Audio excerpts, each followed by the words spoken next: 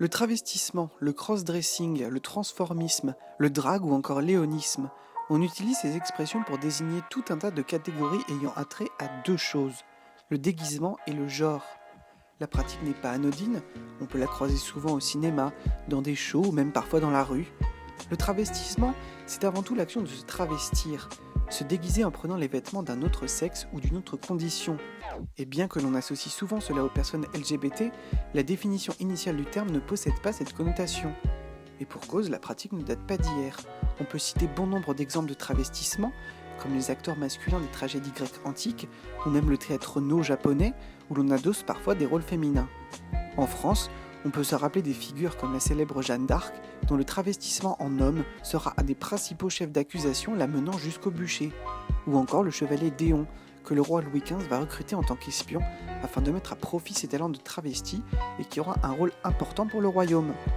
Ces évocations ne restent que des exemples, mais elles mettent à chaque fois l'emphase sur une ambiguïté de genre qui sera reflétée par la personne travestie.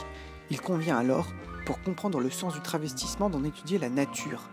Mais en fait, c'est quoi le travestissement ?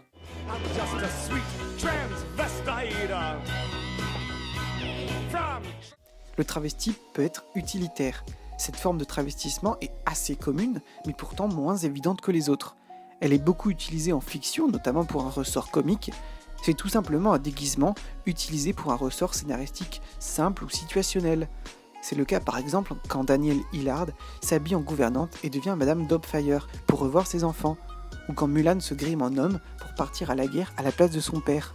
Ce travestissement n'a aucune vocation à défendre une identité de genre ou exprimer quelque chose, bien que le sous-texte de la fiction puisse véhiculer un message. Le personnage est simplement déguisé pour un besoin d'intrigue qui va tourner plus ou moins autour de la dissimulation d'identité ou du comique de situation. Le travesti peut être identitaire, c'est la forme de travestissement à laquelle on peut penser en premier, sans doute par méconnaissance. Il arrive tout simplement qu'une personne adopte les vêtements d'un autre genre pour des raisons identitaires. La nature de ce travesti est principalement transidentitaire, et de ce fait, dans la fiction, on va avoir affaire à des protagonistes dont les motivations vont varier, mais essentiellement tourner autour de leur assimilation au genre. On peut citer des œuvres comme Miss Mona, où le personnage éponyme n'a pas d'argent pour faire sa transition et s'habille en femme à la place.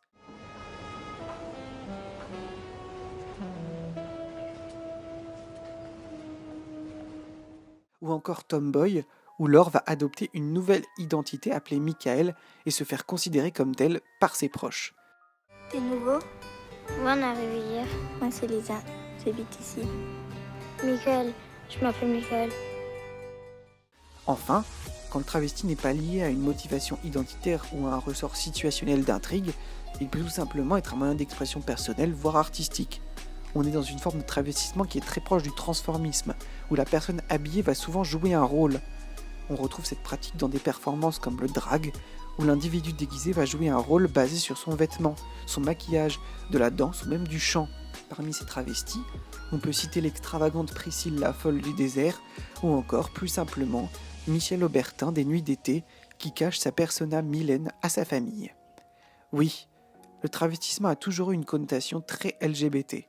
Lorsque le personnage travesti ne l'est pas, le travestissement est très souvent un ressort comique ou de ridicule.